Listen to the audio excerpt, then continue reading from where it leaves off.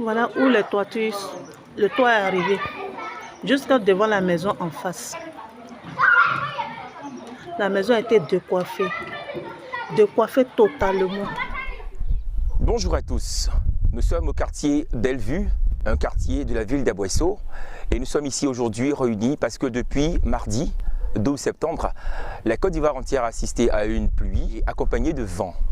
Résultat des courses, certains ménages de ce quartier ont vu leur toit partir en vrille. Asouba 24, dans l'intérêt donc d'en savoir davantage et afin de présenter évidemment ce sinistre aux différents téléspectateurs, a donc décidé d'être sur les lieux pour en savoir davantage. Je suis votre humble serviteur Marc Arthur, bonjour à tous et bienvenue sur Asouba 24.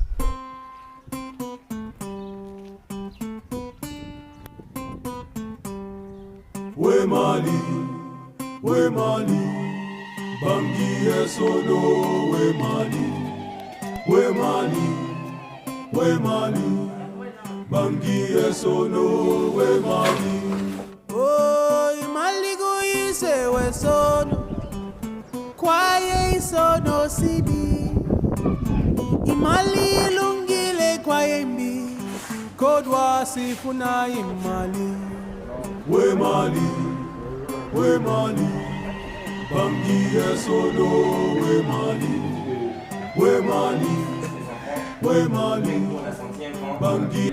Dans la journée de mardi, en 17h-18h, il y a une forte pluie avec le vent. Donc j'étais assise à la maison. Les enfants étaient même devant juste la porte. Tellement le vent était tellement fort, ça projetait les enfants dans la maison ici. Donc du coup, j'ai dit aux enfants fermer la porte.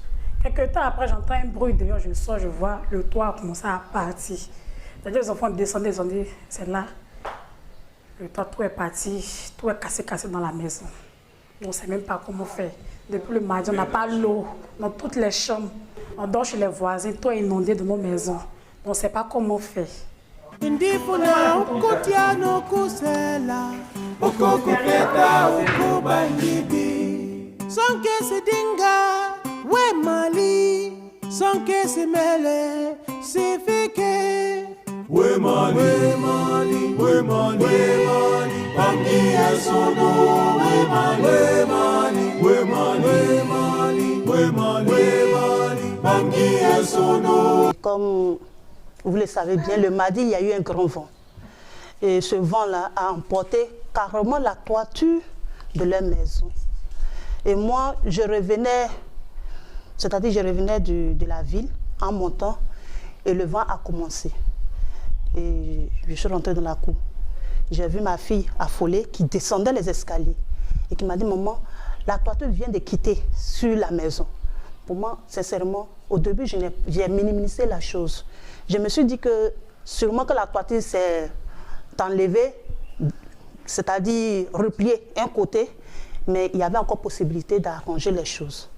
Et c'est après, je suis montée et j'ai vu les dégâts. J'étais vraiment touchée.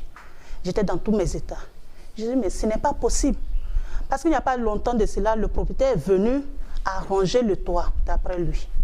Et puis voilà qu'à moins de 2 mois, ça fait 9 ans que j'habite la cour. On n'a jamais eu ce genre de cas. Et puis voilà que le vent emporte carrément la toiture, enlève même la toiture même de l'immeuble et va déporter la toiture pratiquement à l'autre bout de la rue. Et la nuit, là, c'était pas vraiment facile. On a dû faire ce qu'il fallait, leur permettre de pouvoir dormir, puisqu'il y avait coupure d'abord d'électricité. On était dans le noir avec nos torches. On ne pouvait rien emporter. On ne pouvait même pas toucher à une des affaires.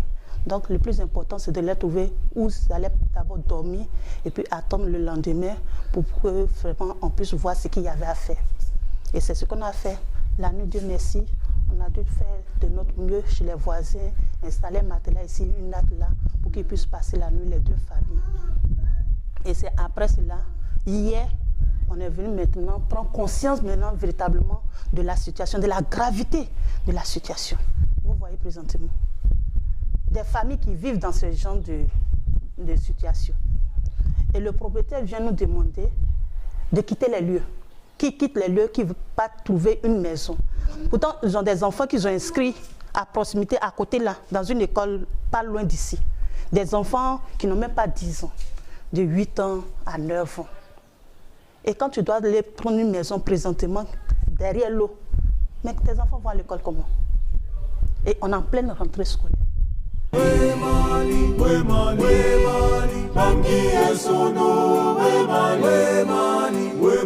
Certaines familles aujourd'hui vivent chez les voisins, d'autres par contre vivent à l'extérieur de leur maison. Face à toutes ces difficultés, c'est l'occasion d'interpeller évidemment nos autorités afin de leur venir en aide pour qu'une solution soit trouvée dans l'immédiat. Le numéro vert, il est donc au bas de l'écran. N'hésitez surtout pas à venir en aide à cette famille, à ces familles qui, encore une fois, vivent cette catastrophe naturelle. C'était votre homme serviteur MacArthur pour Asuba 24.